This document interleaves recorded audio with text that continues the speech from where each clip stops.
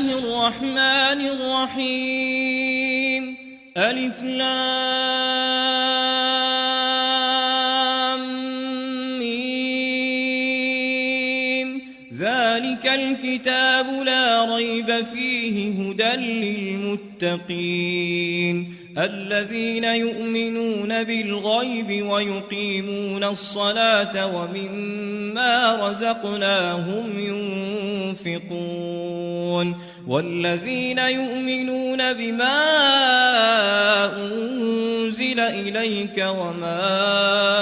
أنزل من قبلك وبالآخرة هم يوقنون أولئك على هدى من ربهم وأولئك هم المفلحون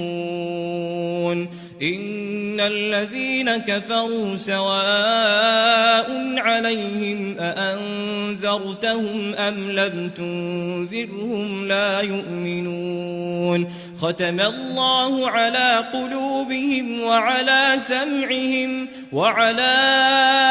أبصارهم غشاوة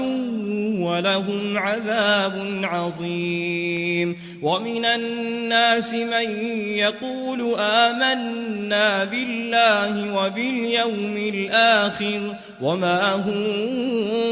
بمؤمنين يخادعون الله والذين آمنوا وما يخدعون إلا أنفسهم وما يشعرون في قلوبهم مرض فزادهم الله مرضا ولهم عذاب أليم بما كانوا يكذبون وإذا قيل لهم لا تفسدوا في الأرض قالوا إنما نحن مصلحون ألا إنهم هم المفسدون ولكن لا يشعرون وإذا قيل لهم آمنوا كما آمن الناس قالوا أنؤمن كما آمن السفهاء ألا إنهم هم السفهاء ولكن لا يعلمون وإذا لقوا الذين آمنوا قالوا آمنا وإذا خلوا إلى شياطينهم قالوا إنا معكم إنما نحن مستهزئون الله يستهزئ بهم ويمدهم في طغيانهم يعمهون أولئك الذين اشتروا الضلالة بالهدى فما ربحت تجارتهم وما كانوا مهتدين مثلهم كمثل الذي استوقد نارا فلما أضاءت ما حوله ذهب الله بنورهم وتركهم في ظلمات لا يبصرون صم بكم عمي فهم لا يرجعون أو كصيب من السماء فيه ظلمات ورعد وبرق يجعلون أصابعهم في آذانهم من الصواعق حذر الموت والله محيط بالكافرين يكاد البرق يخطف أبصارهم كلما أضاء لهم مشوا فيه وإذا أظلم عليهم قاموا ولو شاء الله لذهب بسمعهم وأبصارهم إن الله على كل شيء قدير يا أيها الناس الناس اعبدوا ربكم الذي خلقكم والذين من قبلكم لعلكم تتقون الذي جعل لكم الأرض فراشا والسماء بناء وأنزل من السماء ماء فأخرج به من الثمرات رزقا لكم فلا تجعلوا لله أندادا وأنتم تعلمون وإن كنتم في ريب مما نزلنا على عبدنا فأتوا بسورة من مثله وادعوا شهداءكم من دون الله إن كنتم صادقين فإن لم تفعلوا ولن تفعلوا فاتقوا النار التي وقودها الناس والحجارة أعدت للكافرين وبشر الذين آمنوا وعملوا الصالحات أن لهم جنات تجري من تحتها الأنهار كلما رزقوا منها من ثمرة رزقا قالوا هذا الذي رزقنا من قبل وأتوا به متشابها ولهم فيها أزواج مطهرة وهم فيها خالدون إن الله لا يستحيي أن يضرب مثلا ما بعوضة فما فوقها فأما الذين آمنوا فيعلمون أنه الحق من ربهم وأما الذين كفروا فيقولون ماذا أراد الله بهذا مثلا يضل به كثيرا ويهدي به كثيرا وما يضل به إلا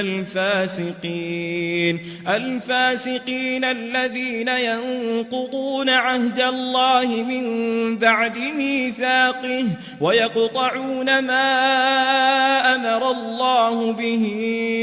أن يوصل ويفسدون في الأرض أولئك هم الخاسرون كيف تكفرون بالله وكنتم أمواتا فأحياكم ثم يميتكم ثم يحييكم ثم إليه ترجعون هو الذي خلق لكم ما في الأرض جميعا ثم استوى إلى السماء فسواهن 7 سماوات وهو بكل شيء عليم وإذ قال ربك للملائكة إني جاعل في الأرض خليفة قالوا أتجعل فيها من يفسد فيها ويسفك الدماء ونحن نسبح بحمدك ونقدس لك قال إني أعلم ما لا تعلمون وعلم آدم الأسماء كلها ثم عرضهم على الملائكة فقال أنبئوني بأسماء هؤلاء إن كنتم صادقين قالوا سبحانك لا علم لنا إلا ما علمتنا إنك أنت العليم الحكيم قال يا آدم أنبئهم بأسمائهم فلما أنبأهم بأسمائهم قال ألم أقل لكم إني أعلم غيب السماوات والأرض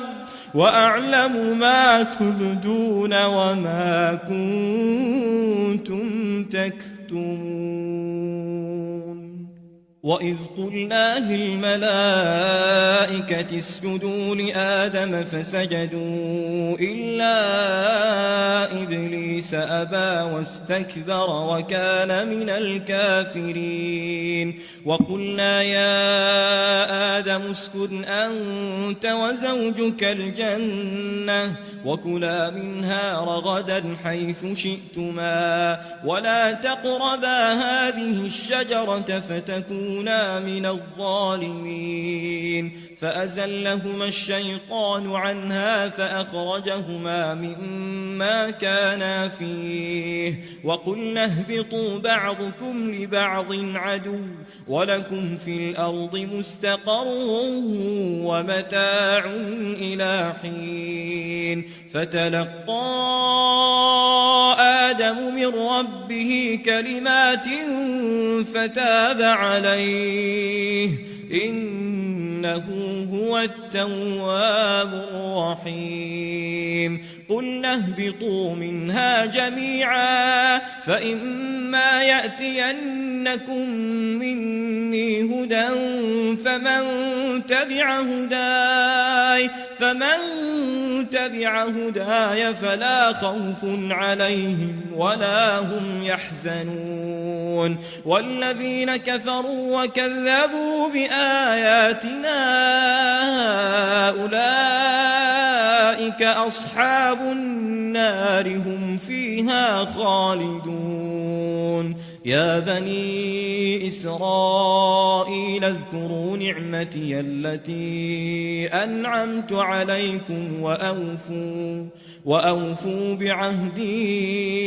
أوف بعهدكم وإياي فارهبون وآمنوا بما أنزلت مصدقا لما معكم ولا تكونوا أول كافر به ولا تشتروا بآياتي ثمنا قليلا وإياي فاتقون ولا تلبسوا الحق بالباطل وتكتموا الحق وأنتم تعلمون وأقيموا الصلاة وآتوا الزكاة واركعوا مع الراكعين أتأمرون الناس بالبر وتنسون أنفسكم وأنتم تتلون الكتاب أفلا تعقلون واستعينوا بالصبر والصلاة وإنها لكبيرة إلا على الخاشعين الذين يظنون أنهم ملاقو ربهم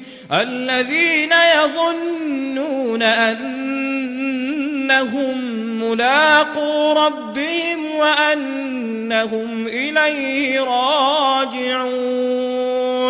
يا بني إسرائيل اذكروا نعمتي التي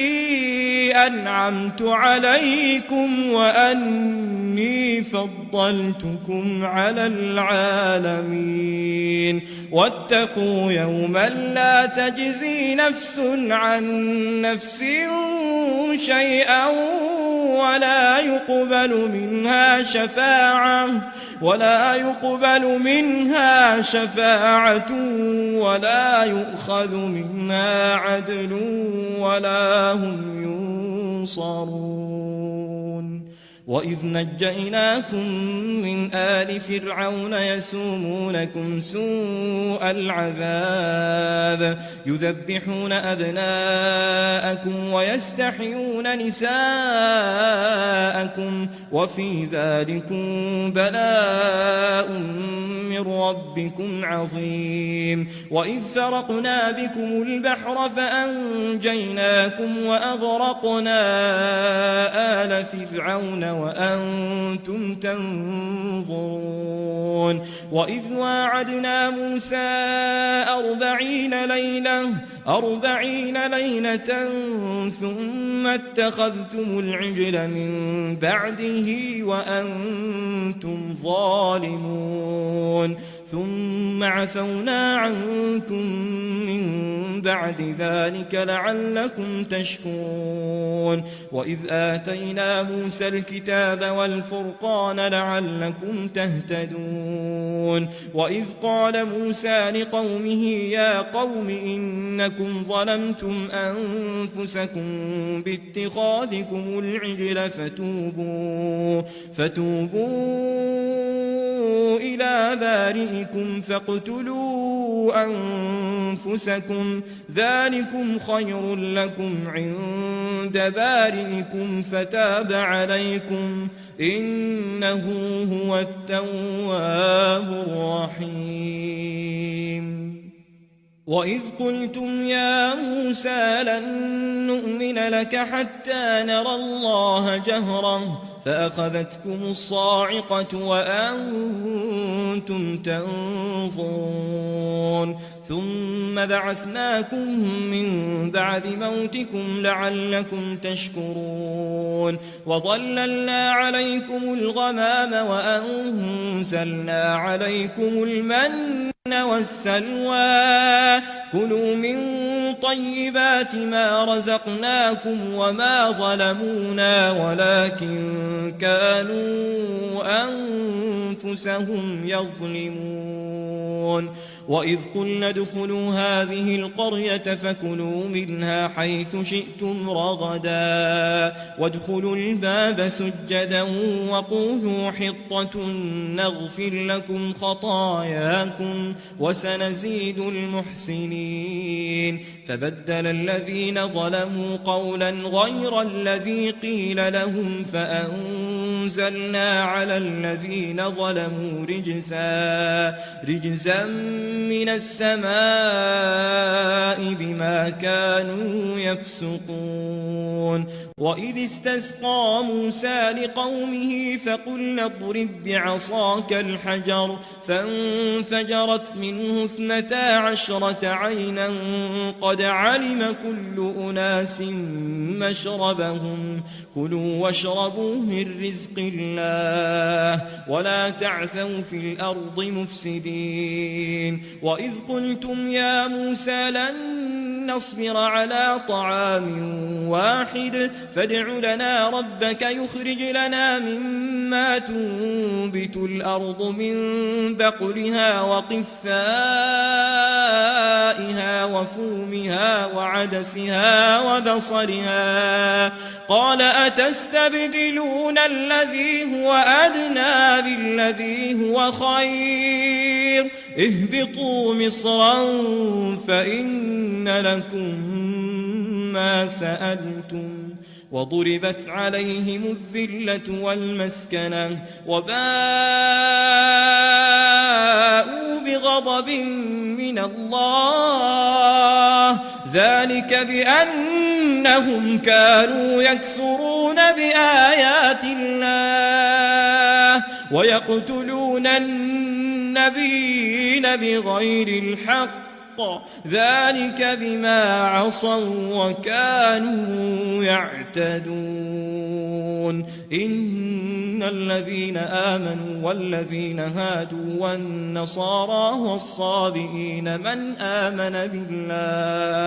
من آمن بالله واليوم الآخر وعمل صالحا فلهم أجرهم عند ربهم ولا خوف عليهم ولا هم يحزنون وإذ أخذنا ميثاقكم ورفعنا فوقكم الطور خذوا ما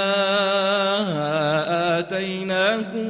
بقوة واذكروا ما فيه لعلكم تتقون ثم توليتم من بعد ذلك فلولا فضل الله عليكم ورحمته لكنتم من الخاسرين ولقد علمتم الذين اعتدوا منكم في السبت فقلنا لهم كونوا قردة خاسئين فجعلناها نكالا لما بين يديها وما خلفها وموعظة للمتقين. وإذ قال موسى لقومه إن الله يأمركم أن تذبحوا بقرة قالوا أتتخذنا هزوا قال أعوذ بالله أن أكون من الجاهلين قالوا ادع لنا ربك يبين لنا ما هي قال إنه يقول إنها بقرة لا فارض ولا بكر عوان بين ذلك فافعلوا ما تؤمرون قالوا ادع لنا ربك يبين لنا ما لونها قال إنه يقول إنها بقرة صفراء فاقع لونها تسر الناظرين قالوا ادع لنا ربك يبين لنا ما هي إن البقرة شابه علينا وإنا إن شاء الله لمهتدون قال إنه يقول إنها بقرة لا ذلول تثير الأرض ولا تسقي الحرث مسلمة لا شية فيها قالوا الآن جئت بالحق فذبحوها وما كادوا يفعلون وإذ قتلتم نفسا فادارأتم فيها والله مخرج ما كنتم تكتمون فقلنا اضربوه ببعضها كذلك يحيي الله الموتى ويريكم آياته لعلكم تعقلون ثم قست قلوبكم من بعد ذلك فهي كالحجارة أو أشد قسوة وإن من الحجارة لما يتفجر منه الأنهار وإن منها لما يشقق فيخرج منه الماء وإن منها لما يهبط من خشية الله وما الله بغافل عما تعملون أفتطمعون أن يؤمنوا لكم وقد كان فريق منهم يسمعون كلام الله ثم يحرفونه من بعد ما عقلوه وهم يعلمون وإذا لقوا الذين آمنوا قالوا آمنا وإذا خلا بعضهم إلى بعض قالوا أتحدثونهم بما فتح الله عليكم ليحاجوكم به عند ربكم أفلا تعقلون أولا يعلمون أن الله يعلم ما يسرون وما يعلنون ومنهم أميون لا يعلمون الكتاب إلا أماني وإن هم إلا يظنون فويل للذين يكتبون الكتاب بأيديهم ثم يقولون هذا من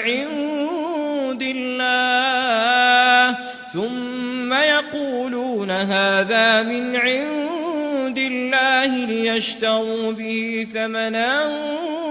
قليلا فويل لهم مما كتبت أيديهم وويل لهم مما يكسبون وقالوا لن تمسنا النار إلا أياما معدودة قل أتخذتم عند الله عهدا فلن يخلف الله عهده أم تقولون على الله ما لا تعلمون بلى من كسب سيئة وأحاطت به خطيئته فأولئك أصحاب النار هم فيها خالدون والذين آمنوا وعملوا الصالحات أولئك أصحاب الجنة هم فيها خالدون وإذ أخذنا ميثاق بني إسرائيل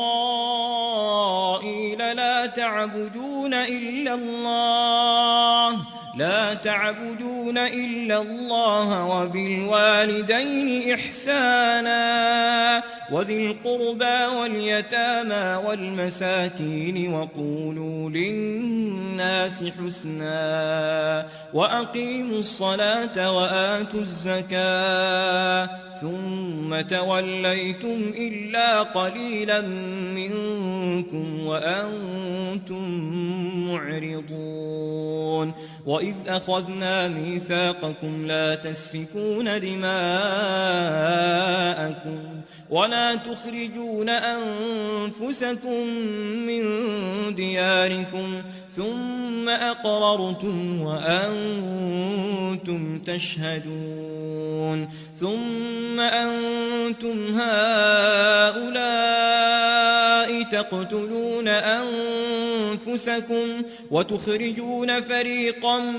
منكم من ديارهم تظاهرون عليهم بالإثم والعدوان وإن يأتوكم أسارى تفادوهم وهو محرم عليكم إخراجهم أفتؤمنون ببعض الكتاب وتكفرون ببعض فما جزاء من يفعل ذلك منكم إلا خزي في الحياة الدنيا ويوم القيامة يردون إلى أشد العذاب وما الله بغافل عما تعملون أولئك الذين اشتروا الحياة الدنيا بالآخرة فلا يخفف عنهم العذاب ولا هم ينصرون ولقد آتينا موسى الكتاب وقفينا من بعده بالرسل وآتينا عيسى ابن مريم البينات وأيدناه بروح القدس أفكلما جاءكم رسول بما لا تهوى أنفسكم استكبرتم ففريقا كذبتم وفريقا تقتلون وقالوا قلوبنا غلف بل لعنهم الله بكفرهم فقليلا ما يؤمنون ولما جاءهم كتاب من عند الله مصدق لما معهم وكانوا من قبل يستفتحون على الذين كفروا فلما جاءهم ما عرفوا كفروا به فلعنة الله على الكافرين بئس ما اشتروا به أنفسهم أن يكفروا بما أنزل الله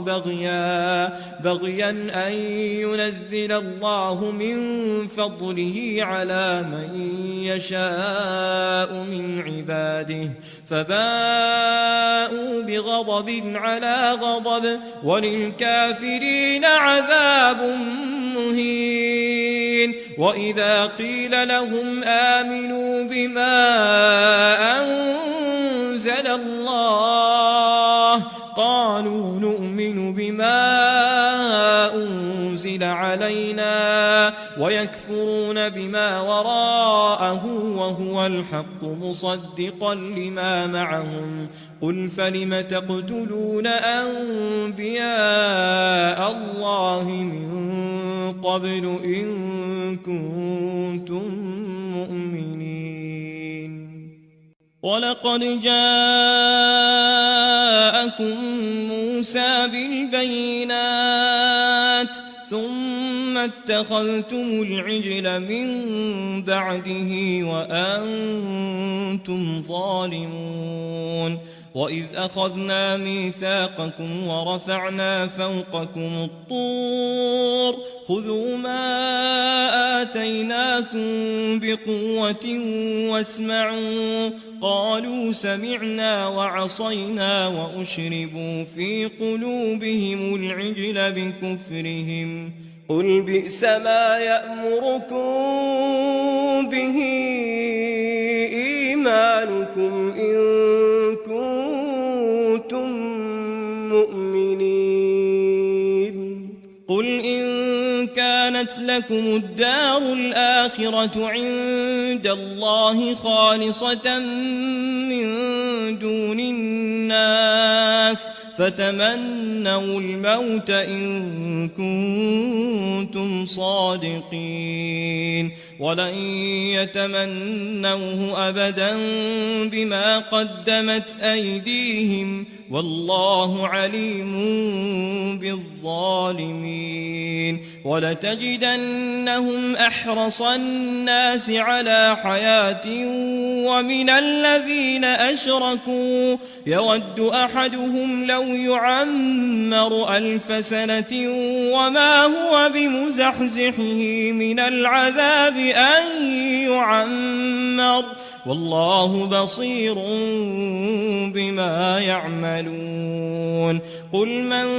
كان عدوا لجبريل فإنه نزله على قلبك بإذن الله مصدقا لما بين يديه وهدى وبشرى للمؤمنين من كان عدوا لله وملائكته ورسله وجبريل وميكال فإن الله عدو للكافرين ولقد أنزلنا إليك آيات بينات وما يكفر بها إلا الفاسقون أو كلما عاهدوا عهدا نبذه فريق منهم بل أكثرهم لا يؤمنون ولما جاءهم رسول من عند الله مصدق لما معهم نبذ فريق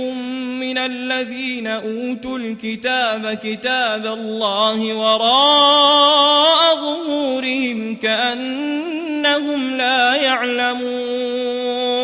واتبعوا ما تتلو الشياطين على ملك سليمان وما كفر سليمان ولكن الشياطين كفروا يعلمون الناس السحر وما أنزل على الملكين ببابل هاروت وماروت وما يعلمان من أحد حتى يقولا إنما نحن فتنة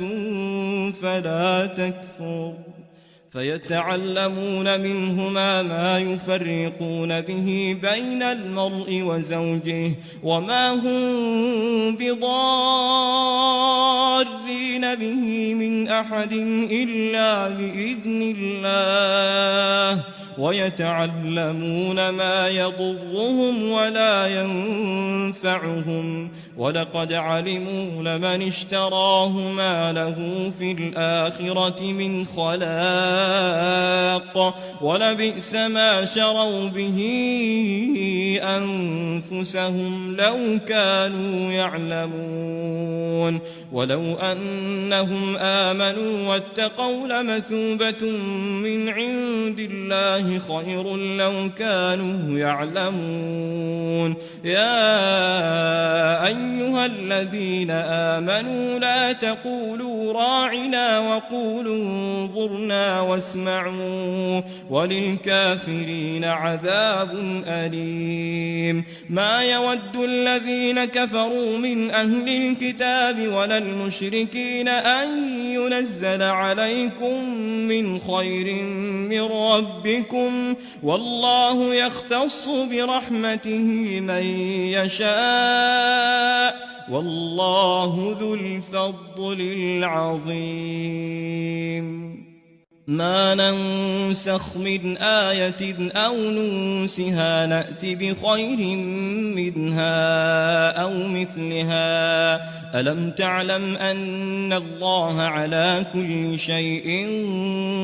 قدير ألم تعلم أن الله له ملك السماوات والأرض وما لكم من دون الله من ولي ولا نصير أم تريدون أن تسألوا رسولكم كما سئل موسى من قبل ومن يتبدل الكفر بالإيمان فقد ضل سواء السبيل ود كثير من أهل الكتاب لو يردونكم من بعد إيمانكم كفارا حسدا من عند أنفسهم من بعد ما تبين لهم الحق فاعفوا واصفحوا حتى يأتي الله بأمره إن الله على كل شيء قدير وأقيموا الصلاة وآتوا الزكاة وما تقدموا لأنفسكم من خير تجدوه عند الله إن الله بما تعملون بصير وقالوا لن يدخل الجنة إلا من كان هودا أو نصارى تلك أمانيهم قل هاتوا برهانكم إن كنتم صادقين بلى من أسلم وجهه لله وهو محسن فله أجره عند ربه ولا خوف عليهم ولا هم يحزنون وقالت اليهود ليست النصارى على شيء وقالت النصارى ليست اليهود على شيء وهم يتلون الكتاب كذلك قال الذين لا يعلمون مثل قولهم فالله يحكم بينهم يوم القيامة فيما كانوا فيه يختلفون ومن أظلم ممن منع مساجد الله أن يذكر فيها اسمه وسعى في خرابها أولئك ما كان لهم أن يدخلوها إلا خائفين لهم في الدنيا خزي ولهم في الآخرة عذاب عظيم ولله المشرق والمغرب فأينما تولوا فثم وجه الله إن الله واسع عليم وقالوا اتخذ الله ولدا سبحانه بل له ما في السماوات والأرض كل له قانتون بديع السماوات والأرض وإذا قضى أمرا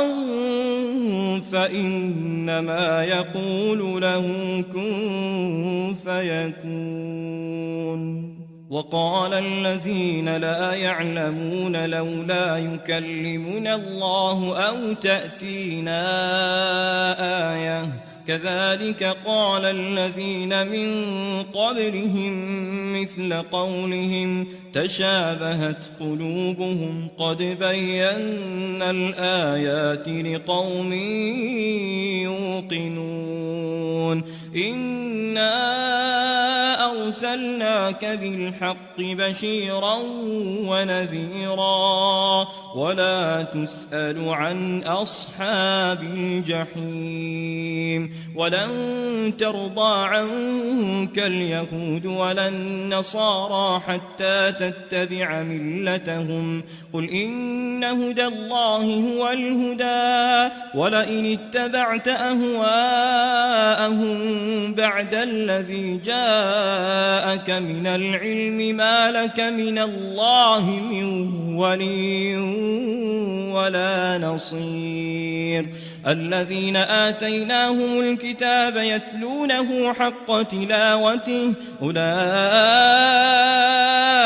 يؤمنون به ومن يكفر به فأولئك هم الخاسرون يا بني إسرائيل اذكروا نعمتي التي أنعمت عليكم وأني فضلتكم على العالمين واتقوا يوما لا تجزي نفس عن نفس شيئا ولا يقبل منها عدل ولا تنفعها شفاعة ولا هم ينصرون وإذ ابتلى إبراهيم ربه بكلمات فأتمهن قال إني جاعلك للناس إماما قال ومن ذريتي قال لا ينال عهد الظالمين وإذ جعلنا البيت مثابة للناس وأمنا واتخذوا من مقام إبراهيم مصلى وعهدنا إلى إبراهيم وإسماعيل أن طهرا بيتي للطائفين والعاكفين والركع السجود وإذ قال إبراهيم رب اجعل هذا بلدا آمنا وارزق أهله من الثمرات من آمن منهم بالله واليوم الآخر قال ومن كفر فأمتعه قليلا ثم أضطره إلى عذاب النار وبئس المصير وإذ يرفع إبراهيم القواعد من البيت وإسماعيل ربنا تقبل منا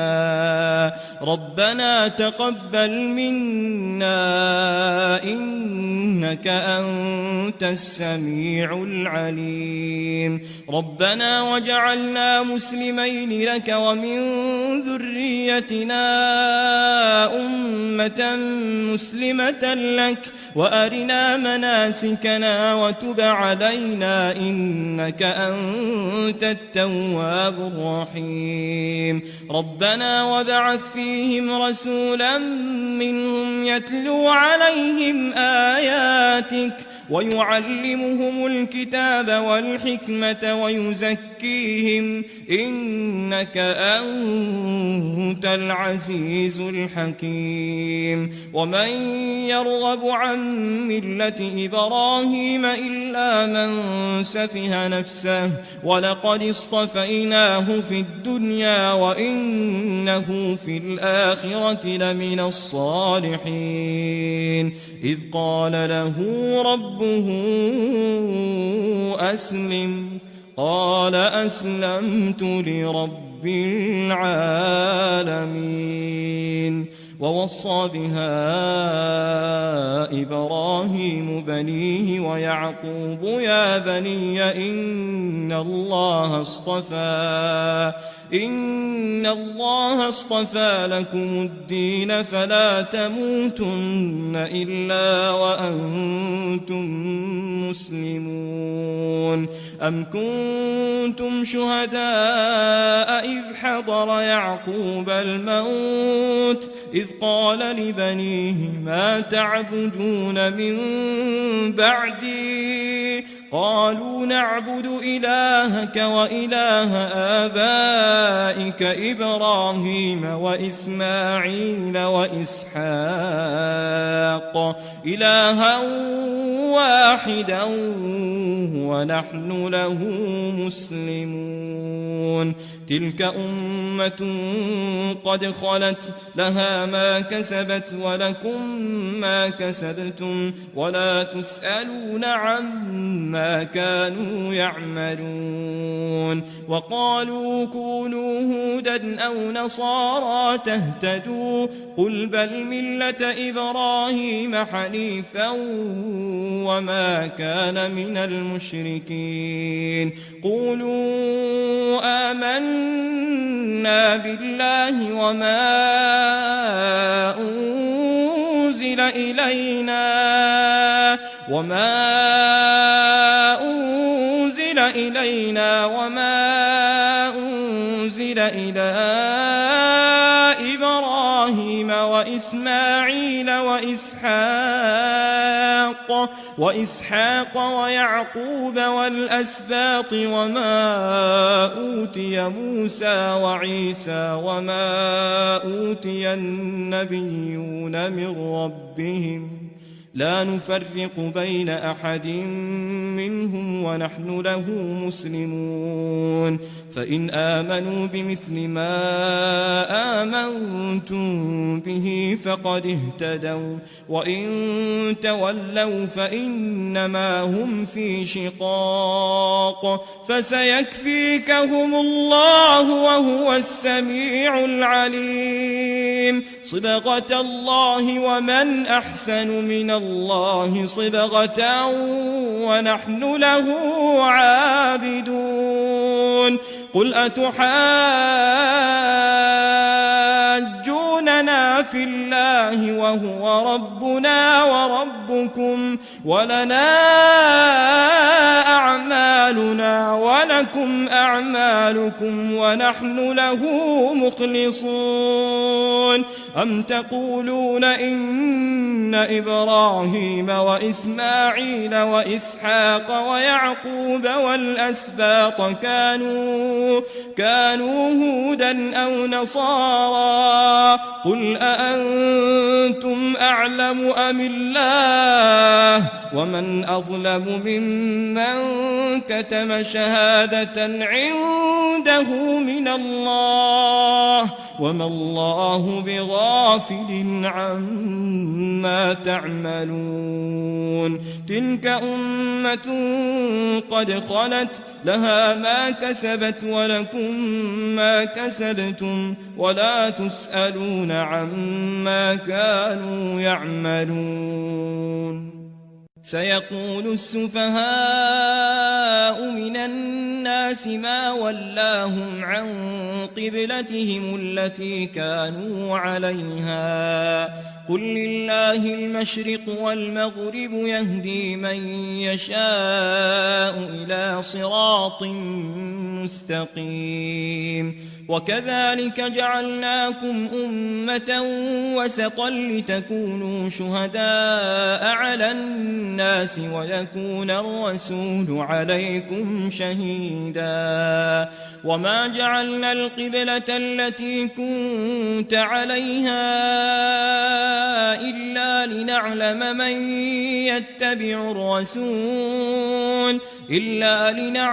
من يتبع الرسول ممن ينقلب على عقبيه وإن كانت لكبيرة إلا على الذين هدى الله وما كان الله ليضيع إيمانكم إن الله بالناس لرءوف رحيم قد نرى تقلب وجهك في السماء فلنولينك قبلة ترضاها فول وجهك شطر المسجد الحرام وحيث ما كنتم فولوا وجوهكم شطره وإن الذين أوتوا الكتاب ليعلمون أنه الحق من ربهم وما الله بغافل عما يعملون ولئن أتيت الذين أوتوا الكتاب بكل آية ما تبعوا قبلتك وما أنت بتابع قبلتهم وما بعضهم بتابع قبلة بعض ولئن اتبعت أهواءهم من بعد ما جاءك من العلم إنك إذا لمن الظالمين الذين آتيناهم الكتاب يعرفونه كما يعرفون أبناءهم وإن فريقا منهم ليكتمون الحق وهم يعلمون الحق من ربك فلا تكونن من الممترين ولكل وجهة هو موليها فاستبقوا الخيرات أينما تكونوا يأت بكم الله جميعا إن الله على كل شيء قدير ومن حيث خرجت فول وجهك شطر المسجد الحرام وإنه للحق من ربك وما الله بغافل عما تعملون ومن حيث خرجت فول وجهك شطر المسجد الحرام وحيث ما كنتم فولوا وجوهكم شطره لئلا يكون للناس عليكم حجة إلا الذين ظلموا منهم فلا تخشوهم واخشوني ولأتم نعمتي عليكم ولعلكم تهتدون كما أرسلنا فيكم رسولا منكم يتلو عليكم آياتنا ويزكيكم ويعلمكم الكتاب والحكمة ويعلمكم ما لم تكونوا تعلمون فاذكروني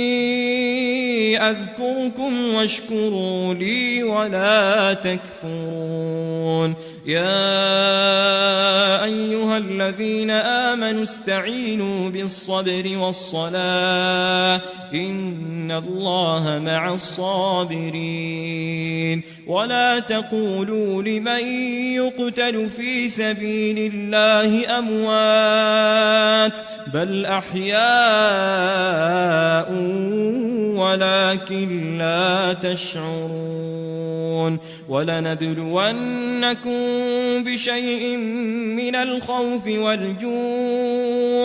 والجوع ونقص من الأموال والأنفس والثمرات وبشر الصابرين الذين إذا أصابتهم مصيبة قالوا إنا لله وإنا إليه راجعون أولئك عليهم صلوات من ربهم ورحمة وأولئك هم المهتدون إن الصفا والمروة من شعائر الله فمن حج البيت أو اعتمر فلا جناح عليه أن يطوف بهما ومن تطوع خيرا فإن الله شاكر عليم إن الذين يكتمون ما أنزلنا من البينات والهدى من بعد ما بيناه للناس في الكتاب أولئك يلعنهم الله ويلعنهم اللاعنون إلا الذين تابوا وأصلحوا وبينوا فأولئك أتوب عليهم وأنا التواب الرحيم إن الذين كفروا وماتوا وهم كفار أولئك عليهم لعنة الله والملائكة والناس أجمعين خالدين فيها لا يخفف عنهم العذاب ولا هم ينظرون وإلهكم إله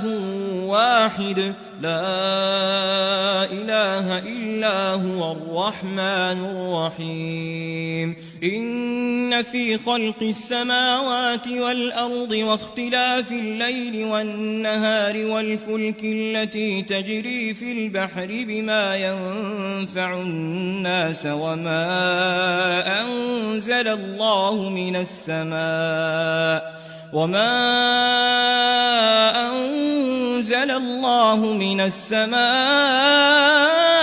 من ماء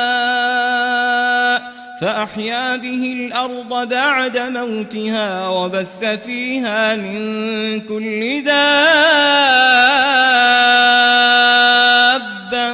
وتصريف الرياح والسحاب المسخر بين السماء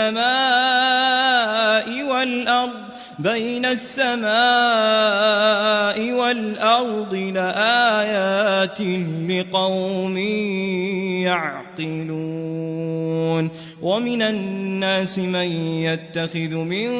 دون الله أندادا يحبونهم كحب الله والذين آمنوا أشد حبا لله ولو يرى الذين ظلموا إذ يرون العذاب أن القوة لله جميعا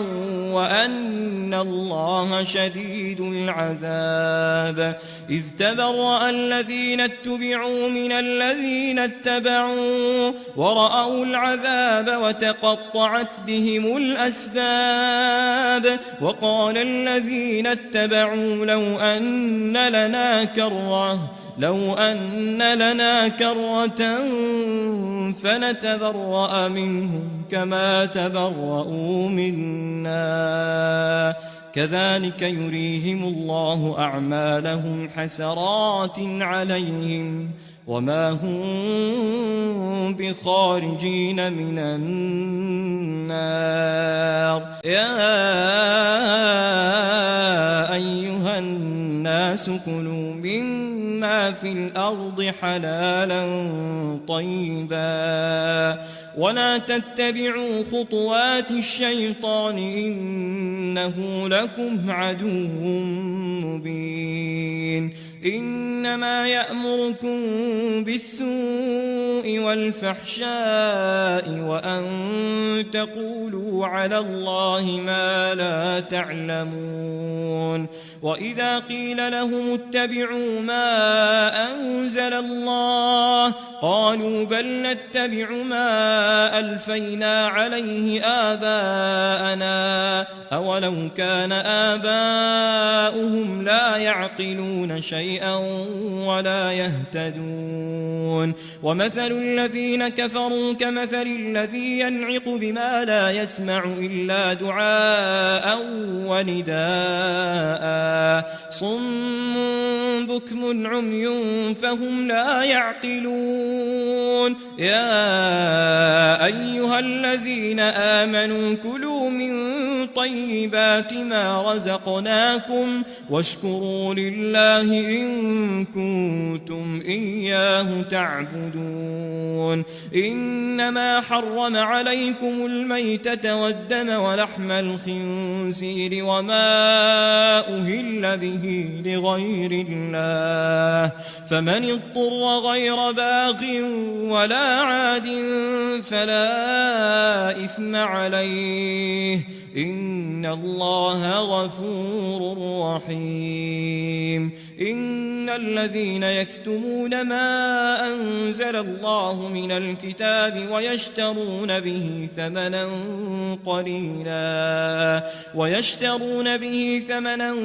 قليلا أولئك ما يأكلون في بطونهم إلا النار ولا يكلمهم الله يوم القيامة ولا يزكيهم ولهم عذاب أليم أولئك الذين اشتروا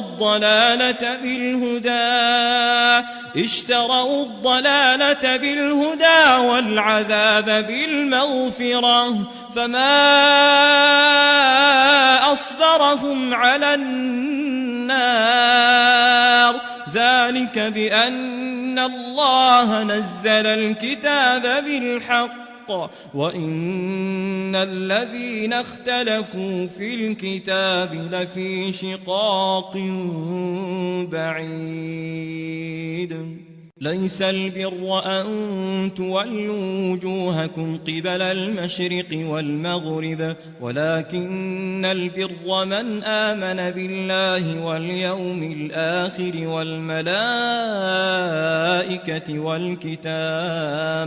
والكتاب والنبيين وآتى المال على حبه ذوي القربى واليتامى والمساكين وابن السبيل والسائلين وفي الرقاب وأقام الصلاة وآتى الزكاة والموفون بعهدهم إذا عاهدوا والصابرين في البأساء والضراء وحين البأس أولئك الذين صدقوا وأولئك هم المتقون يا أيها الذين آمنوا كتب عليكم القصاص في القتلى الحر بالحر والعبد بالعبد والأنثى بالأنثى فمن عفي له من أخيه شيء فاتباع بالمعروف وأداء إليه بإحسان ذلك تخفيف من ربكم ورحمة فمن اعتدى بعد ذلك فله عذاب أليم ولكم في القصاص حياة يا أولي الألباب لعلكم تتقون كتب عليكم إذا حضر أحدكم الموت إن ترك خيرا الوصية للوالدين والأقربين بالمعروف حقا على المتقين فمن بدله بعدما سمعه فإنما إثمه على الذين يبدلونه إن الله سميع عليم فمن خاف من موص جنفا أو إثما فأصلح بينهم فلا إثم عليه إن الله غفور رحيم يا أيها الذين آمنوا كتب عليكم الصيام كما كتب على الذين من قبلكم لعلكم تتقون أياما معدودات فمن كان منكم مريضا أو على سفر فعدة من أيام أخر وعلى الذين يطيقونه فدية طعام مسكين فمن تطوع خيرا فهو خير له وأن تصوموا خير لكم إن كنتم تعلمون شهر رمضان الذي أنزل فيه القرآن هدى للناس وبينات من الهدى والفرقان فمن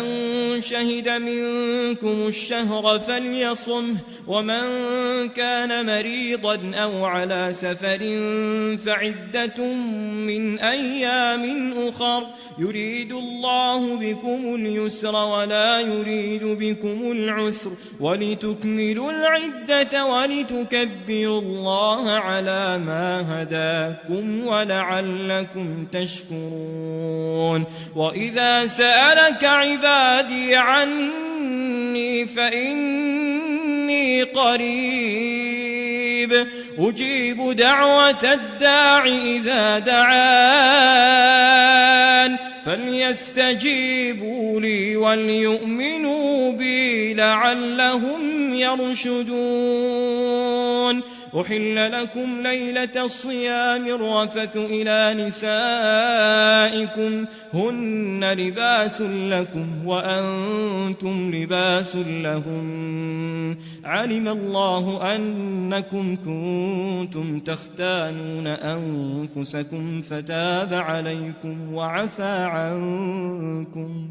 فالآن باشروهن وابتغوا ما كتب الله لكم وكلوا واشربوا حتى يتبين لكم الخيط الأبيض من الخيط الأسود من الفجر ثم أتموا الصيام إلى الليل ولا تباشروهن وأنتم عاكفون في المساجد تلك حدود الله فلا تقربوها كذلك يبين الله آياته للناس لعلهم يتقون ولا تأكلوا أموالكم بينكم بالباطل وتدلوا بها إلى الحكام لتأكلوا فريقا من أموال الناس بالإثم وأنتم تعلمون يسألونك عن الأهلة قل هي مواقيت للناس والحج وليس البر بأن تأتوا البيوت من ظهورها ولكن البر من اتقى وأتوا البيوت من أبوابها واتقوا الله لعلكم تفلحون وقاتلوا في سبيل الله الذين يقاتلونكم ولا تعتدوا إن الله لا يحب المعتدين واقتلوهم حيث ثقفتموهم وأخرجوهم من حيث أخرجوكم والفتنة أشد من القتل ولا تقاتلوهم عند المسجد الحرام حتى يقاتلوكم فيه فإن قاتلوكم فاقتلوهم كذلك جزاء الكافرين فإن انتهوا فإن الله غفور رحيم وقاتلوهم حتى لا تكون فتنة ويكون الدين لله فإن انتهوا فلا عدوان إلا على الظالمين الشهر الحرام بالشهر الحرام والحرمات قصاص فمن اعتدى عليكم فاعتدوا عليه عليه بمثل ما اعتدى عليكم واتقوا الله واعلموا أن الله مع المتقين وأنفقوا في سبيل الله ولا تلقوا بأيديكم إلى التهلكة وأحسنوا إن الله يحب المحسنين وأتموا الحج والعمرة لله فإن أحصرتم فما استيسر من الهدي ولا تحلقوا رؤوسكم حتى يبلغ الهدي محله فمن كان منكم مريضا أو به أذى من رأسه ففدية من صيام أو صدقة أو نسك فإذا أمنتم فمن تمتع بالعمرة إلى الحج فما استيسر من الهدي فمن لم يجد فصيام 3 أيام في الحج و7 إذا رجعتم تلك 10 كاملة ذلك لمن لم يكن أهله حاضر المسجد الحرام واتقوا الله واعلموا أن الله شديد العقاب الحج أشهر معلومات فمن فرض فيهن الحج فلا رفث ولا فسوق ولا جدال في الحج وما تفعلوا من خير يعلمه الله وتزودوا فإن خير الزاد التقوى واتقون يا أولي الألباب ليس عليكم جناح أن تبتغوا فضلا من ربكم فإذا أفضتم من عرفات فاذكروا الله عند المشعر الحرام واذكروه كما هداكم وإن كنتم من قبله لمن الضالين ثم أفيضوا من حيث أفاض الناس واستغفروا الله إن الله غفور رحيم فإذا قضيتم مناسككم فاذكروا الله كذكركم آباءكم أو أشد ذكرا فمن الناس من يقول ربنا آتنا في الدنيا وما له في الآخرة من خلاق ومنهم من يقول ربنا آتنا في الدنيا حسنة وفي الآخرة حسنة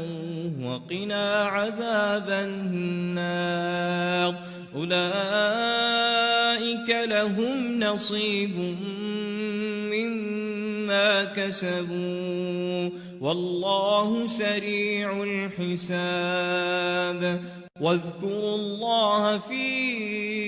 أيام معدودات فمن تعجل في يومين فلا إثم عليه ومن تأخر فلا إثم عليه لمن اتقى واتقوا الله واعلموا أنكم إليه تحشرون ومن الناس من يعجبك قوله في الحياة الدنيا ويشهد الله على ما في قلبه وهو ألد الخصام وإذا تولى سعى في الأرض ليفسد فيها ويهلك الحرث والنسل والله لا يحب الفساد وإذا قيل له اتق الله أخذته العزة بالإثم فحسبه جهنم ولبئس المهاد ومن الناس من يشري نفسه ابتغاء مرضات الله والله رؤوف بالعباد يا أيها الذين آمنوا ادخلوا في السلم كافة ولا تتبعوا خطوات الشيطان إنه لكم عدو مبين فإن زللتم من بعد ما جاءتكم البينات فاعلموا أن الله عزيز حكيم هل ينظرون إلا أن يأتيهم الله في ظلل من الغمام والملائكة وقضي الأمر وإلى الله ترجع الأمور سل بني إسرائيل كم آتيناهم من آية بينة ومن يبدل نعمة الله من بعد ما جاءته فإن الله شديد العقاب زين للذين كفروا الحياة الدنيا ويسخرون من الذين آمنوا والذين اتقوا فوقهم يوم القيامة والله يرزق من يشاء بغير حساب كان الناس أمة واحدة فبعث الله النبيين مبشرين ومنذرين وأنزل معهم الكتاب بالحق ليحكم بين الناس فيما اختلفوا فيه وما اختلف فيه إلا الذين أوتوه من بعد ما جاءتهم البينات بغيا بينهم فهدى الله الذين آمنوا لما اختلفوا فيه من الحق بإذنه والله يهدي من يشاء إلى صراط مستقيم أم حسبتم أن تدخلوا الجنة ولما يأتكم مثل الذين خلوا من قبلكم مستهم البأساء والضراء وزلزلوا حتى يقول الرسول والذين آمنوا معه متى نصر الله ألا إن نصر الله قريب يسألونك ماذا ينفقون قل ما أنفقتم من خير فللوالدين والأقربين واليتامى والمساكين وابن السبيل وما تفعلوا من خير فإن الله به عليم كتب عليكم القتال وهو كره لكم وعسى أن تكرهوا شيئا وهو خير لكم وعسى أن تحبوا شيئا وهو شر لكم والله يعلم وأنتم لا تعلمون يسألونك عن الشهر الحرام قتال فيه قل قتال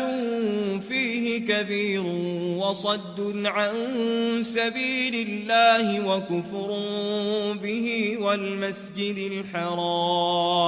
والمسجد الحرام وإخراج أهله منه أكبر عند الله والفتنة أكبر من القتل ولا يزالون يقاتلونكم حتى يردوكم عن دينكم إن استطاعوا ومن يرتد منكم عن دينه فيمت وهو كافر فأولئك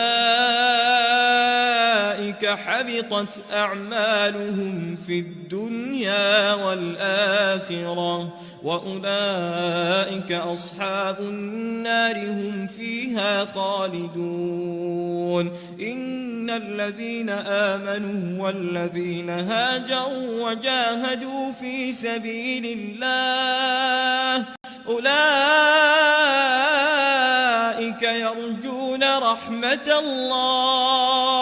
يرجون رحمة الله والله غفور رحيم يسألونك عن الخمر والميسر قل فيهما إثم كبير ومنافع للناس وإثمهما أكبر من نفعهما ويسألونك ماذا ينفقون قل العفو كذلك يبين الله لكم الآيات لعلكم تتفكرون في الدنيا والآخرة ويسألونك عن اليتامى قل إصلاح لهم خير وإن تخالطوهم فإخوانكم والله يعلم المفسد من المصلح ولو شاء الله لأعنتكم إن الله عزيز حكيم ولا تنكحوا المشركات حتى يؤمن ولأمة مؤمنة خير من مشركة ولو أعجبتكم ولا تنكحوا المشركين حتى يؤمنوا ولعبد مؤمن خير من مشرك ولو أعجبكم أولئك يدعون إلى النار والله يدعو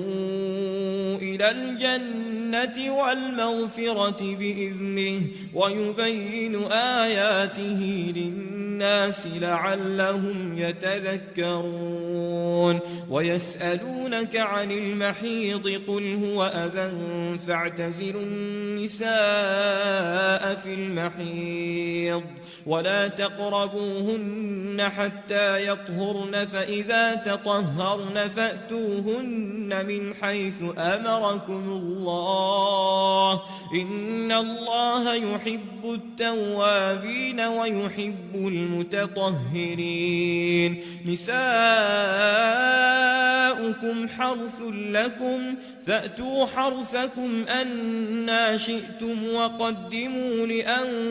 لأنفسكم واتقوا الله واعلموا أنكم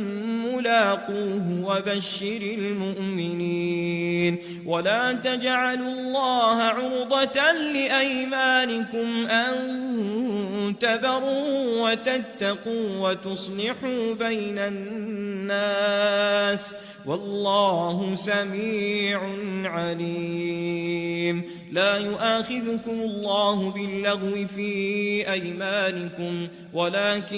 يؤاخذكم بما كسبت قلوبكم والله غفور حليم للذين يؤلون من نسائهم تربص 4 أشهر فإن فاءوا فإن الله غفور رحيم وإن عزموا الطلاق فإن الله سميع عليم والمطلقات يتربصن بأنفسهن 3 قروء ولا يحل لهن أن يكتمن ما خلق الله في أرحامهن إن كن يؤمن بالله واليوم الآخر وبعولتهن أحق بردهن في ذلك إن أرادوا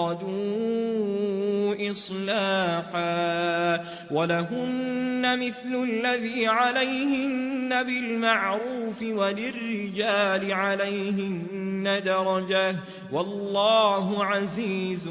حكيم. الطلاق مرتان فإمساك بمعروف أو تسريح بإحسان ولا يحل لكم أن تأخذوا مما آتيتموهن شيئا إلا أن يخافا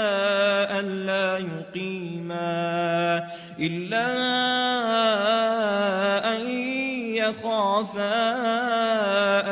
يقيما حدود الله فإن خفتم ألا يقيما حدود الله فلا جناح عليهما فيما افتدت به تلك حدود الله فلا تعتدوها ومن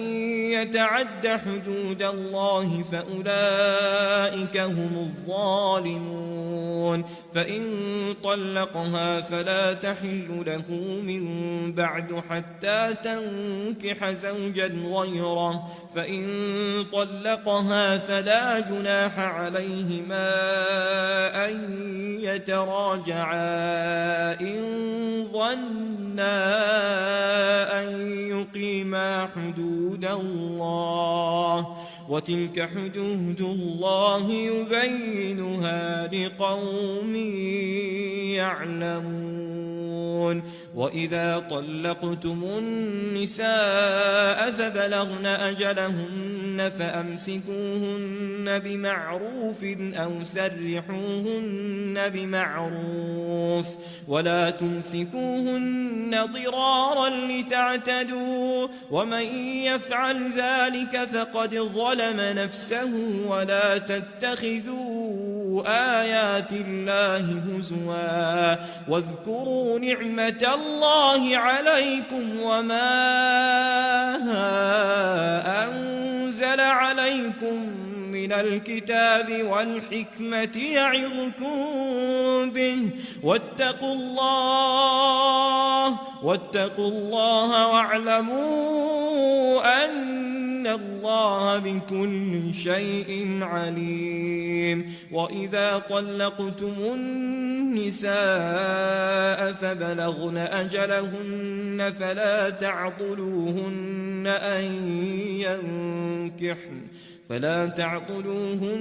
أن ينكحن أزواجهن إذا تراضوا بينهم بالمعروف ذلك يوعظ به من كان منكم يؤمن بالله واليوم الآخر ذلكم أزكى لكم وأطهر والله يعلم وأنتم لا تعلمون. والوالدات يرضعن أولادهن حولين كاملين لمن أراد أن يتم الرضاعة وعلى المولود له رزقهن وكسوتهن بالمعروف لا تكلف نفس إلا وسعها لا تضار والدة بولدها ولا مولود له بولده وعلى الوارث مثل ذلك فإن أرادا فصالا عن تراض منهما وتشاور فلا جناح عليهما. وإن أردتم أن تسترضعوا أولادكم فلا جناح عليكم إذا سلمتم ما آتيتم بالمعروف واتقوا الله واعلموا أن الله بما تعملون بصير. والذين يتوفون منكم ويذرون أزواجا يتربصن بأنفسهن 4 أشهر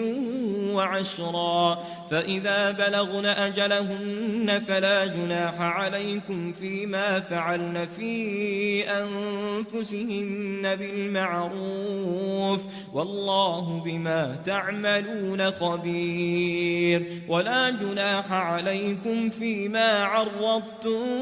به من خطبة النساء أو أكننتم في أنفسكم علم الله أنكم ستذكرونهن ولكن لا تواعدوهن سرا إلا أن تقولوا قولا معروفا ولا تعزموا عقدة النكاح حتى يبلغ الكتاب أجله واعلموا أن الله يعلم ما في أنفسكم فاحذروه واعلموا أن الله غفور حليم لا جناح عليكم إن طلقتم النساء ما لم تمسوهن أو تفرضوا لهن فريضة ومتعوهن على الموسع قدره وعلى المقتر قدره متاعا بالمعروف حقا على المحسنين وإن طلقتموهن من قبل أن تمسوهن وقد فرضتم لهن فريضة فنصف ما فرضتم إلا أن يعفون أو يعفو الذي بيده عقدة النكاح وأن تعفوا أقرب للتقوى ولا تنسوا الفضل بينكم إن الله بما تعملون بصير حافظوا على الصلوات والصلاة الوسطى وقوموا لله قانتين فإن خفتم فرجالا أو ركبانا فإذا أمنتم فاذكروا الله كما علمكم ما لم تكونوا تعلمون والذين يتوفون منكم ويذرون أزواجا وصية لأزواجهم متاعا إلى الحول غير إخراج فإن خرجن فلا جناح عليكم فيما فعلن في أنفسهن من معروف والله عزيز حكيم وللمطلقات متاع بالمعروف حقا على المتقين كذلك يبين الله لكم آياته لعلكم تعقلون ألم تر إلى الذين خرجوا من ديارهم وهم ألوف حذر الموت فقال لهم الله موتوا ثم أحياهم إن الله لذو فضل على الناس ولكن أكثر الناس لا يشكرون وقاتلوا في سبيل الله واعلموا أن الله سميع عليم من ذا الذي يقرض الله قرضا حسنا فيضاعفه له أضعافا كثيرة والله يقبض ويبسط وإليه ترجعون ألم تر إلى الملأ من بني إسرائيل من بعد موسى إذ قالوا لنبي له بعث لنا ملكا نقاتل في سبيل الله قال هل عسيتم إن كتب عليكم القتال ألا تقاتلوا قالوا وما لنا ألا نقاتل في سبيل الله وقد أخرجنا من ديارنا وأبنائنا فلما كتب عليهم القتال تولوا إلا قليلا منهم والله عليم بالظالمين. وقال لهم نبيهم إن الله قد بعث لكم طالوت ملكا قالوا أنى يكون له الملك علينا ونحن أحق بالملك منه ولم يؤت سعة من المال قال إن الله اصطفاه عليكم وزاده بسطة في العلم والجسم والله يؤتي ملكه من يشاء والله واسع عليم. وقال لهم نبيهم إن آية ملكه أن يأتيكم التابوت فيه سكينة من ربكم وبقية مما ترك آل موسى وآل هارون تحمله الملائكة إن في ذلك لآية لكم إن كنتم مؤمنين. فلما فصل طالوت بالجنود قال إن الله مبتليكم بنهر فمن شرب منه فليس مني ومن لم يطعمه فإنه مني إلا من اغترف غرفة بيده فشربه منه إلا قليلا منهم فلما جاوزه هو والذين آمنوا معه قالوا لا طاقة لنا اليوم بجالوت وجنوده قال الذين يظنون أنهم ملاقو الله كم من فئة قليلة غلبت فئة كثيرة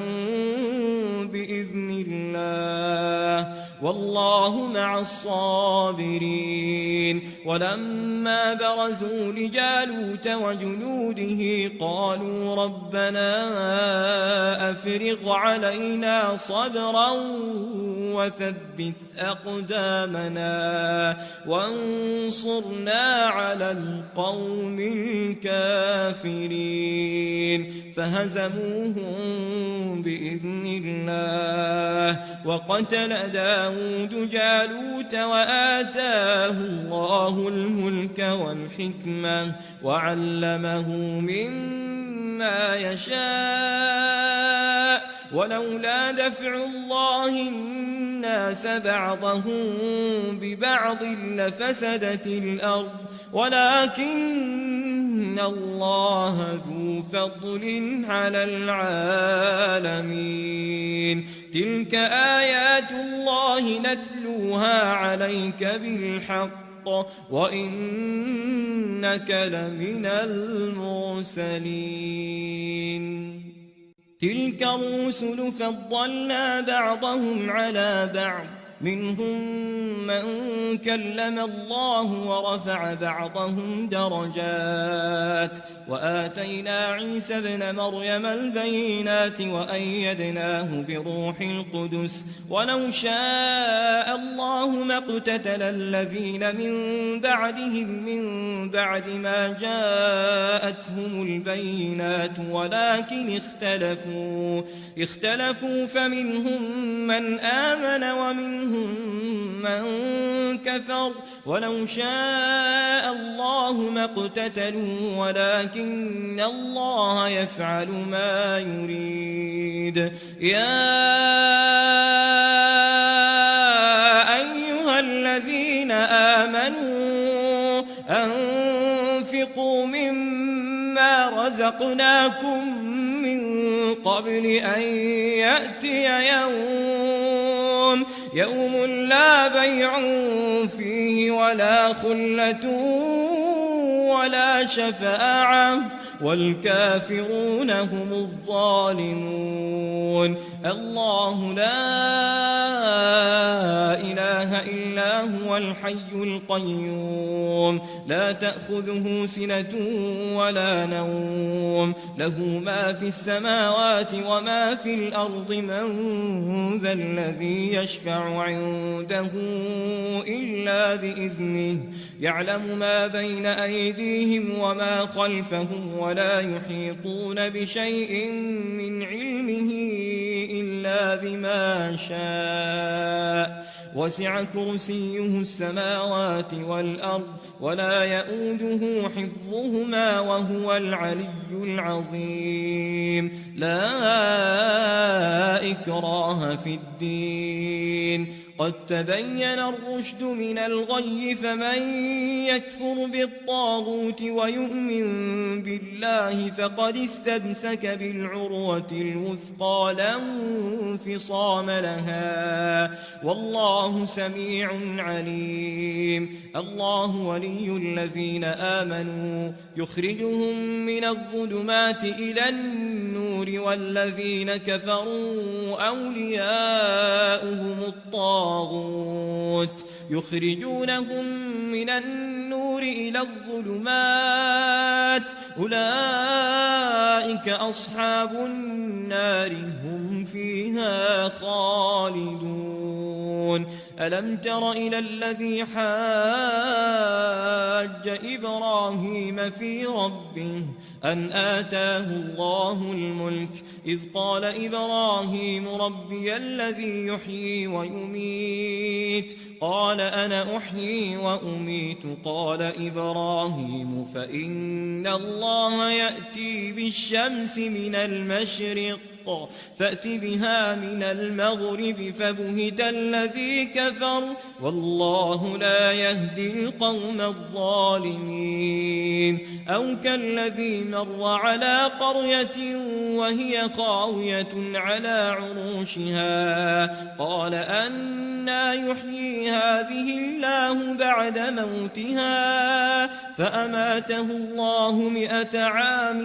ثم بعثه قال كم لبثت قال لبثت يوما أو بعض يوم قال بل لبثت 100 عام فانظر إلى طعامك وشرابك لم يتسنه وانظر إلى حمارك ولنجعلك آية للناس وانظر إلى العظام كيف ننشزها ثم نكسوها لحما فلما تبين له قال أعلم أن الله على كل شيء قدير. وإذ قال إبراهيم رب أرني كيف تحيي الموتى قال أولم تؤمن قال بلى ولكن ليطمئن قلبي قال فخذ 4 من الطير فصرهن إليك ثم اجعل على كل جبل منهن جزءا ثم ادعهن يأتينك سعيا واعلم أن الله عزيز حكيم. مثل الذين ينفقون أموالهم في سبيل الله كمثل حبة أنبتت 7 سنابل في كل سنبلة 100 حبة والله يضاعف لمن يشاء والله واسع عليم. الذين ينفقون أموالهم في سبيل الله ثم لا يتبعون ما أنفقوا منا ولا أذى لهم أجرهم عند ربهم ولا خوف عليهم ولا هم يحزنون. قول معروف ومغفرة خير من صدقة يتبعها أذى والله غني حليم. يا أيها الذين آمنوا لا تبطلوا صدقاتكم بالمن والأذى كالذي ينفق ماله رئاء الناس ولا يؤمن بالله واليوم الآخر فمثله كمثل صفوان عليه تراب فأصابه وابل فتركه صلدا لا يقدرون على شيء مما كسبوا والله لا يهدي القوم الكافرين. ومثل الذين ينفقون أموالهم ابتغاء مرضات الله وتثبيتا من أنفسهم كمثل جنة بربوة أصابها وابل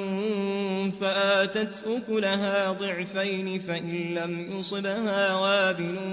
فطل والله بما تعملون بصير. أيود أحدكم أن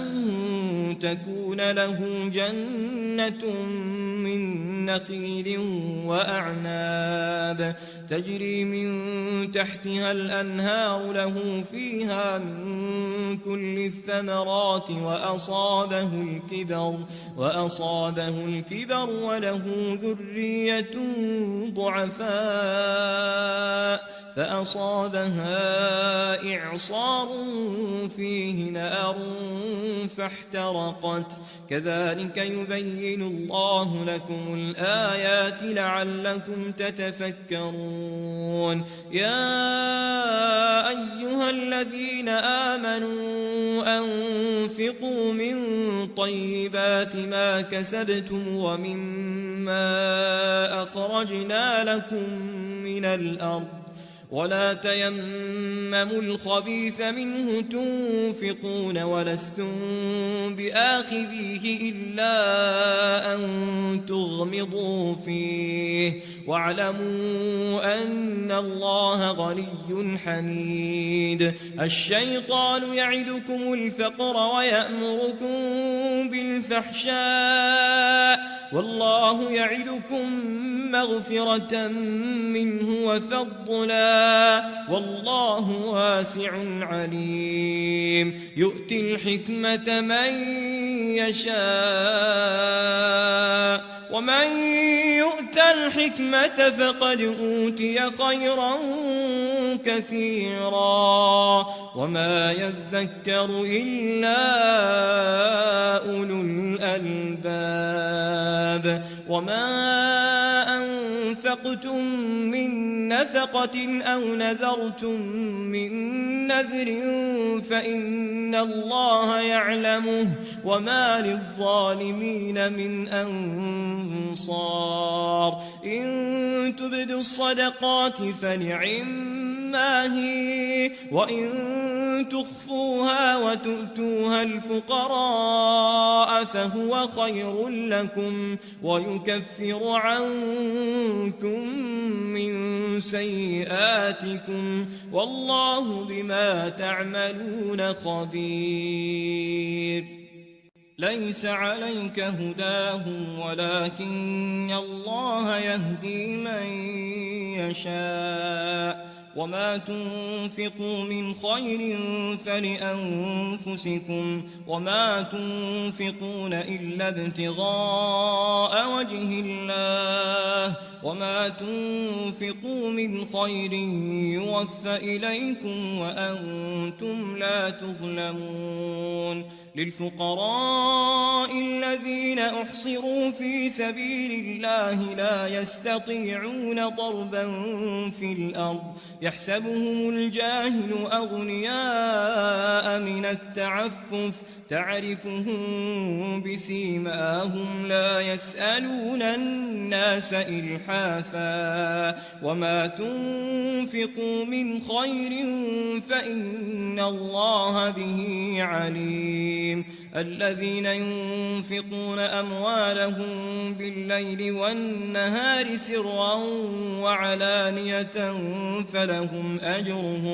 فلهم أجرهم عند ربهم ولا خوف عليهم ولا هم يحزنون الذين يأكلون الربا لا يقومون إلا كما يقوم الذي يتخبطه الشيطان من المس ذلك بأنهم قالوا إنما البيع مثل الربا وأحل الله البيع وحرم الربا فمن جاءه موعظة من ربه فانتهى فله ما سلف وأمره إلى الله ومن عاد فأولئك أصحاب النار هم فيها خالدون يمحق الله الربا ويربي الصدقات والله لا يحب كل كفار أثيم إن الذين آمنوا وعملوا الصالحات وأقاموا الصلاة وآتوا الزكاة لهم أجرهم عند ربهم ولا خوف عليهم ولا هم يحزنون يا أيها الذين آمنوا اتقوا الله وذروا ما بقي من الربا إن كنتم مؤمنين فإن لم تفعلوا فأذنوا بحرب من الله ورسوله وإن تبتم فلكم رؤوس أموالكم لا تظلمون ولا تظلمون وإن كان ذو عسرة فنظرة إلى ميسرة وأن تصدقوا خير لكم إن كنتم تعلمون واتقوا يوما ترجعون فيه إلى الله ثم توفى كل نفس ما كسبت وهم لا يظلمون يا أيها الذين آمنوا إذا تداينتم بدين إلى أجل مسمى فاكتبوه وليكتب بينكم كاتب بالعدل ولا يأب كاتب أن يكتب كما علمه الله فليكتب وليملل الذي عليه الحق وليتق الله ربه ولا يبخس منه شيئا فإن كان الذي عليه الحق سفيها أو ضعيفا أو لا يستطيع أن يمل هو فليملل وليه بالعدل واستشهدوا شهيدين من رجالكم فإن لم يكونا رجلين فرجل وامرأتان ممن ترضون من الشهداء أن تضل إحداهما فتذكر إحداهما الأخرى ولا يأبى الشهداء إذا ما دعوا ولا تسأموا أن تكتبوه صغيرا أو كبيرا إلى أجله ذلكم أقسط عند الله وأقوم للشهادة وأدنى ألا ترتابوا إلا أن تكون تجارة حاضرة تديرونها بينكم فليس عليكم جناح ألا تكتبوها وأشهدوا إذا تبايعتم ولا يضار كاتب ولا شهيد وإن تفعلوا فإنه فسوق بكم واتقوا الله ويعلمكم الله والله بكل شيء عليم وإن كنتم على سفر ولم تجدوا كاتبا فرهان مقبوضة فإن أمن بعضكم بعضا فليؤدي الذي اؤتمن أمانته وليتق الله ربه ولا تكتموا الشهادة ومن يكتمها فإنه آثم قلبه والله بما تعملون عليم لله ما في السماوات وما في الأرض وإن تبدوا ما في أنفسكم أو تخفوه يحاسبكم به الله فيغفر لمن يشاء ويعذب من يشاء والله على كل شيء قدير آمن الرسول بما أنزل إليه من ربه والمؤمنون كل آمن بالله وملائكته وكتبه ورسله لا نفرق بين أحد من رسله وقالوا سمعنا وأطعنا غفرانك ربنا وإليك المصير لا يكلف الله نفسا إلا وسعها لها ما كسبت وعليها ما اكتسبت ربنا لا تؤاخذنا إن نسينا أو أخطأنا ربنا ولا تحمل علينا إصرا كما حملته على الذين من قبلنا ربنا ولا تحملنا ما لا طاقة لنا به واعف عنا واغفر لنا وارحمنا أنت مولانا فانصرنا على القوم الكافرين